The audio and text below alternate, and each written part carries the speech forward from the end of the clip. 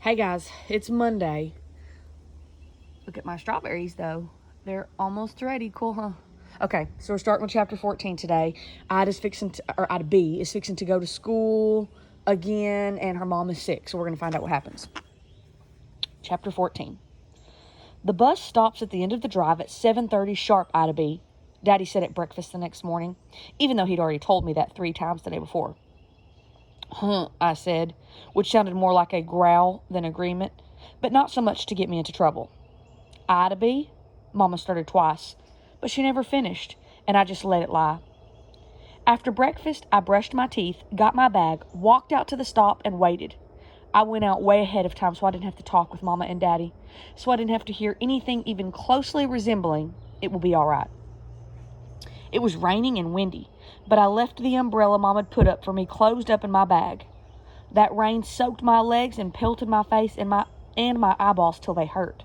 But I was glad because it just made me madder and more determined to be full-blown ornery by the time I got to school.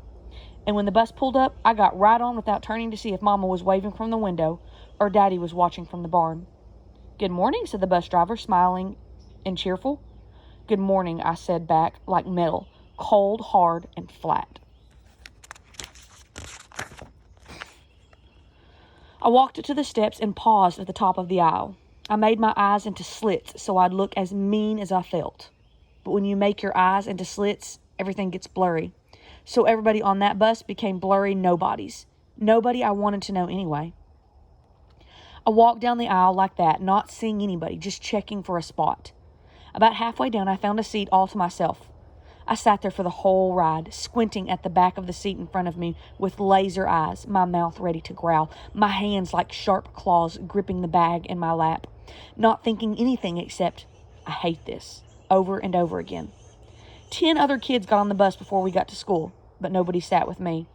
I must have radiated foul meanness of the most terrible kind, like there was a dark cloud of rank, revolting air around me that no one wanted to penetrate for fear of excruciating pain or agonizing injury.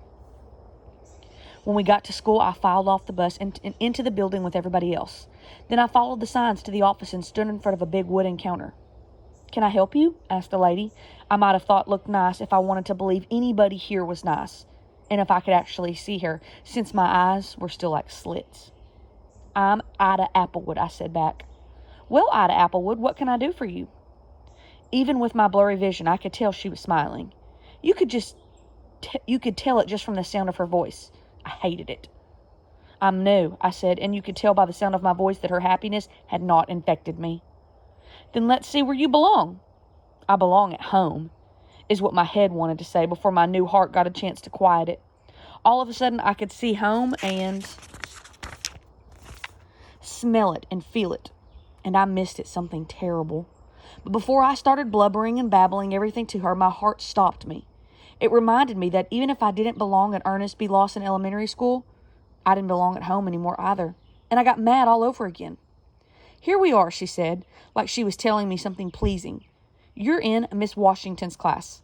That's room 130. No, I'm sorry. 130. Yeah, 130. Now, go to your classroom," she went on.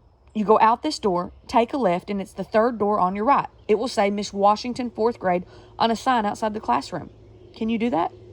"Yes, ma'am," I said with just a bit of nasty in my voice.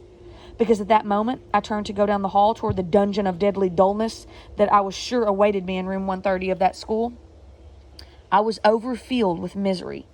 I needed to release a little bit of it before I got to dangerous levels and burst out of me in the form of a wicked vileness that lashed out at anything in its path, including innocent kindergartners. "You have a great day, Ida," that woman called after me, but I didn't say anything back. The less words, the better, I was thinking, for everyone concerned. So she's pretty upset right now. She's a little rough around the edges. Hopefully it'll change and school won't be what she expected, and it'll be like it is at our school where it's all bright and shiny and happiness, and she'll find some peace there. We'll see, but not till tomorrow. So later.